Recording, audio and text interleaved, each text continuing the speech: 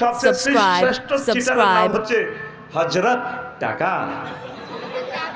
এটার ফুললি ওয়াজ করলে পৃথিবীবাসী আমার ব্যস্ত দিত না, আমার কল্লা হালা দিব। এটা রিসিট এটার বাদ জায়গা দিচ্ছে হয়, এটা দিয়ে কাজে লাগাবি, গাছ লাগাবি, বিয়া করবি, বিয়া করি বরে খাওয়াবি, মানব সম্পদ উন্নয়ন কর, বালা বালা কাজ করি। এটা ব্যাংক নোট, এটার বেলু চাইরানো নাই, এটা কাগজ কাগজ কি তারে মূল যেটা সম্পদ, এটাই সম্পদ। আমিন কম। এই পরমাণু বোমা হামলা হচ্ছে, বড় ভয়াবহ হামলা হচ্ছে কি সুপার ডলার। কি ডলার? তো এবার বুঝছো পৃথিবী 1000 কোটির ভিতরে সিটার কয়জন আছে? ব্যাগ পেলে 5-6 জন সিটার আছে। এই 5-6 জনের কাছে তাম পৃথিবী জিম্মি। তো হারাদিন বদিল্লা দিতে 600 কয়শো, আর এরা সুপার ডলার সারি দি ঘুরা পৃথিবীবাসীর জিম্মি করে গেলেছে। খেলা ফাইনাল, খেলা। এই ইবলিস চোরা তোরে এন্তেকালে ঠিক 1 সেকেন্ড আগে, কয় সেকেন্ড, যখন তোর রেজাল্ট সিট বুঝে দিব আল্লাহ, তুই হাজির ফা, তুই যেদিন মরবি রে হাজির সাহেব, 1 সেকেন্ড পর রূপ হারাইব। এই সময় আল্লাহ তোর রেজাল্ট সিট বুঝে দিব। এই সময় তোর ইমানটা হ্যাক করার জন্য এই ইবলিস চোরা তোর কাছে আইব। ইবলিস আল্লাহর সামনে মিটিং করে কইছে, ইন্নী লা উগাউবিয়ান্নাহুম আজমাইন। ও আল্লাহ, এই আদমের কারণে আমি জান্নাত হারাইছি, হেতের উলামাইয়া যা আছে সবটি খাইছি, সবটি দিবেন শেষ করিও। আল্লাহকে হাত্তি না রে, ইল্লা ইবাদিল্লাহিল মুখলিসিন, আপনার নেককার বান্দা। আল্লাহ আমি সবটি শেষ করিও। আদম আলাইহিস সালামের উলামাইয়া কেমনে হাজির পাড়ে তো জান্নাতে আইয়ে হয়, তাগো একদিন আর 12-14 দিন যা লাগে। কে কয়? ইবলিস। কত বড় দুশ্মন! ইহুদিরা ফিলিস্তিন না করে মারি ল্যাংডা করছি নি, করে না। এদের মায়া আছে এখনো মানুষের ভিতরে। আর হযরত ইবলিস গাদাবাল্লাহু তাআলা হেতে আদম সফিউল্লাহ রে মারি সব সম্পদ খোয়াই ল্যাংডা করাই চাইছে। আমার আব্বা ফেন্দনের লুঙ্গিটা লইয়া জান্নাতে আইতে আর না আছে নি। এই ইবলিস তোর এই ইমান নামক ধন হ্যাক করিব। 6টা স্টেপে তোর রোডা বার হইব। হাজির ফার যখন তুই মরবি, জোনাকির তলে যখন তোর বাসের চাক্কার ডলি তোর মগজ বার করিয়ে নেবি হুন্ডা অ্যাক্সিডেন্টে, এই সময় 6টা স্টেপে তোর রুটা বার করবো।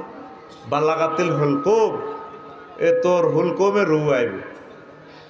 বাসারুকালিয়ম হাদিদ, তখন তোর চক্ষু হয়ে যাব রাডার মেশিনের মতো, তাম জগৎ তুই দেখবি।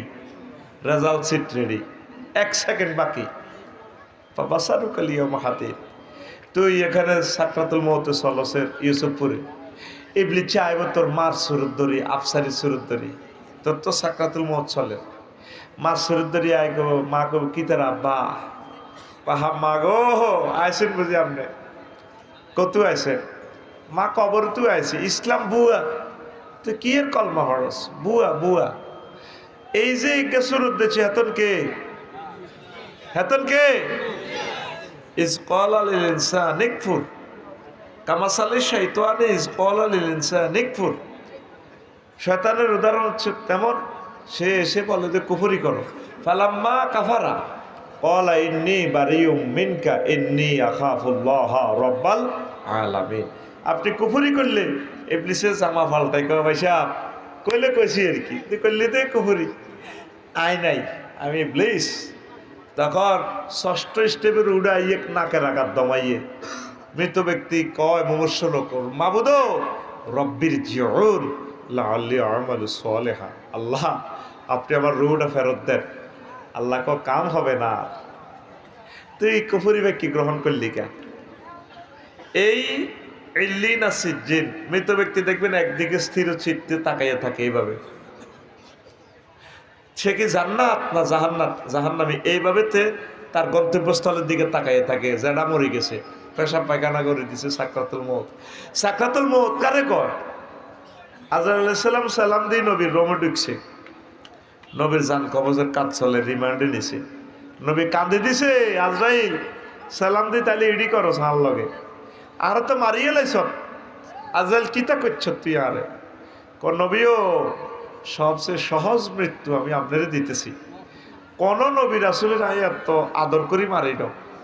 কয় আমার মনে হইতেছে তোর আজরাইল সার্থক আসমান জমিন দিয়া কলজের মধ্যে চাপ দিছ। তুই আরে কিতা করছ? কসা অস্ত্র কোনটা লাগাইছ? নবীও সাদা আঙ্গুলিটা দিয়ে আপনাদের টাচ করছি মাত্র। আমার নবী কয় আজরাইল সাদা আঙ্গুলি দিয়ে টাচ করলে যদি স্পর্শ করলে যদি এত কষ্ট, আমার হাজির পাড়ির মাওলানা দেলোয়ার, মীর হোসাইন, চেয়ারম্যান সাহেব, এরা দুর্বল মানুষ, বুড়া কালে মরব, শক্তি নাই, ডায়াবেটিসের রোগী, হার্টের রোগী। আমার এই মানুষটি মরবার সময় সাকরাতুল মউত পাইলে কেমনে ইমান রাখবো তারা? কোন নবীও এর চেয়ে সহজ আর জিনিস নাই। সেই সময় কেমনে আপনি ইমানটা রাখবেন? ইমান বড় দর। ওই সময় এই শয়তান ইবলিস আপনার ইমান হ্যাক করবে। আল্লাহ এই জন্য বারে বারে আপনাকে বলে দিয়েছে মহাগ্রন্থ আল কোরআনে, বান্দা তোমরা এই দোয়াটা করবা, ওয়াকুর রব্বি আউযু বিকা মিন হামাযাতিশ শায়াতিন ওয়াকুর রব্বি আইয়াহদুরুন। ও আল্লাহ, ইবলিসের ওয়াসওয়াসা থেকে পানা চাই, যে ইবলিস মরণের সময় এইভাবে সুরত ধরি আমারে বিভিন্ন জিনিস প্রিজাইড করে। আমনে মহব্বত করি আমারে ইমানটা বাতলাই দিয়ে। আল্লাহ লোকেরা আল্লাহ ইমান শিখে দিব। এই জন্য নবীজি বলছে লাকিনু আমওয়াতাকুম লা ইলাহা ইল্লাল্লাহ। তোমরা মুমূর্ষু লোকিরে আইসিইউতে যাই, রোমে ঢুকি, শুধু লা ইলাহা ইল্লাল্লাহ বলে দিবা, শিখে দিবা। আঙ্গ সমাজে এই ওয়াজার নাই। আসল যেটা করলে জান্নাত পাওয়া যায়, ইবাদত বন্দেগী তুই এটি করতেছ, এটি কোনো বেশি কাম হইতো না। মেইন হচ্ছে কি, জোরে কয় না, সাকরাতুল মউত চলে শিখে দিবেন মা রে, আব্বারে, বোরে, প্রিয়তমা বলো না তুমি লা ইলাহা ইল্লাল্লাহ। ও আমার মা, মা গো আপনার তো অবস্থা ভালো না, সত্য উল্টে যান, মা আপনি শুধু লা ইলাহা ইল্লাল্লাহ বলেন। এর সময় তো ফেসাব ফায়খানা করে দিতেছে মানুষটা, চোখ গুড়ার, আহারে কষ্ট। আল্লাহ শুধু নাম মনে করে দিবে লা ইলাহা ইল্লাল্লাহ। আঙ্গ সমাজ কাঁদার লগে কি লা ইলাহা ইল্লাল্লাহ। মাইয়ারা যেভাবে কাঁদে, দেলোয়ার ভাই যদি আইয়ে, আহা বড্ডা ভাই কিতা চাইতে না, মা তো শেষ হয়ে যান, আব্বা তো শেষ, ও বড্ডা ভাই, ও বড্ডা ভাই, যেভাবে ইতি কাঁদার পিকআপ লয়, মুমূর্ষু লোক তো কিতা করবে, সে তো কষ্টে আছে, রিমান্ডে আছে। এরকম সিটিং বাজি চলেনি আতুডা, এখন থেকে কিতা করবি, তারে লা ইলাহা ইল্লাল্লাহ বাতলা দিবি। এই সময় তার জান্নাত জাহান্নামের সবকিছু রেজাল্ট শিট দেওয়া হচ্ছে। সুবহানাল্লাহ। তুরস্কে একটা ভিডিও দেখছিলেন ভূমিকম্পে, ছোট্ট বলা বিল্ডিং এর ভিতরে আটকিছে, বলা কই ইয়া আবাইয়া, ইয়া আবাইয়া, আব্বা আব্বা বাসার নাও, আর কলজা আটকে গেছে তো বিল্ডিং এ। আব্বা কো লা তাকুল আবাইয়া আবাইয়া, হুত আব্বা আব্বা করিচ্ছে, বাল কুল লা ইলাহা ইল্লাল্লাহ। আব্বা ক, তুই ছোট্ট মানুষ, তুই লা ইলাহা ইল্লাল্লাহ ক।